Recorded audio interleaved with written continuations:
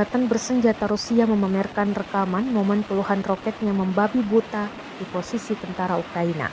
Rekamannya beredar di Telegram pada Selasa 23 Juli 2024. Roket-roket Rusia bak menghujani posisi tentara Ukraina di garis depan.